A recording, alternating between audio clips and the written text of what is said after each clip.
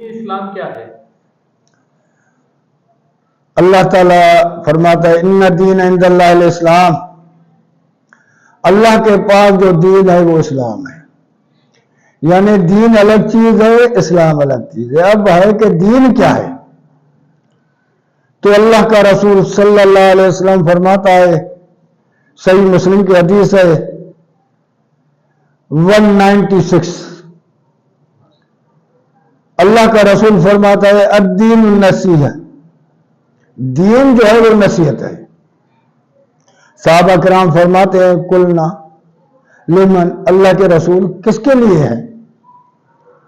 تو دین جو ہے نا وہ نصیحت. نصیحت عربی لغت میں اس کو کہتے ہیں یعنی خیر خواہی کو، خیر خواہی کا نام. کیونکہ اللہ کا رسول جو آیا ہے نا اس دنیا میں، وہی لے کر آیا ہے بھائی چارہ، پیار، محبت، یعنی ہر انسان سے خیر خواہی کرنی ہے.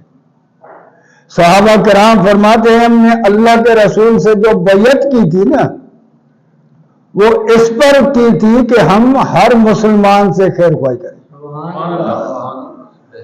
ہر مسلمان کا خیال کرے، وہ بھائی ہے، آپس میں محبت کرے، ایک دوسرے سے خیر خواہی کرے، ایک دوسرے کے کام میں ہاتھ بڑھائے.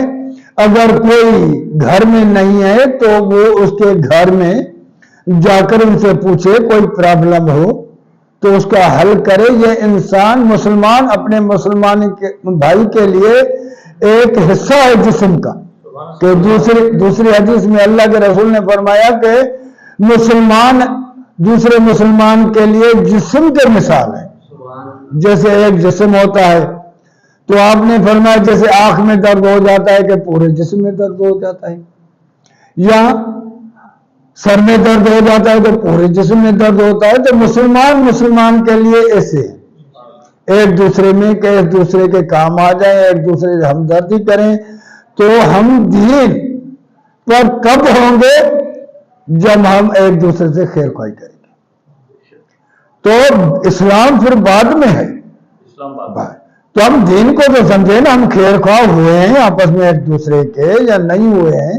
اگر خیر خواہ ہو جائیں گے، آپس میں محبت کریں گے، پیار کریں گے، تو اسلام کے لیے آگے سوچیں گے، اللہ کے رسول کی فرما برداری کے لیے سوچیں گے، اللہ کے فرما برداری کے لیے سوچیں گے. تو ہمارے لیے یہ فرض ہے کہ اس پر ہی صحابہ کرام نے بیعت کی. تو ہم ایک دوسرے سے خیر خواہی کریں گے، پیار کریں گے، محبت کریں گے، ایک دوسرے کے کام آ جائیں گے، ایک دوسرے کی مصیبت کو حل کریں گے. تو اسی کا نام اسلام ہے.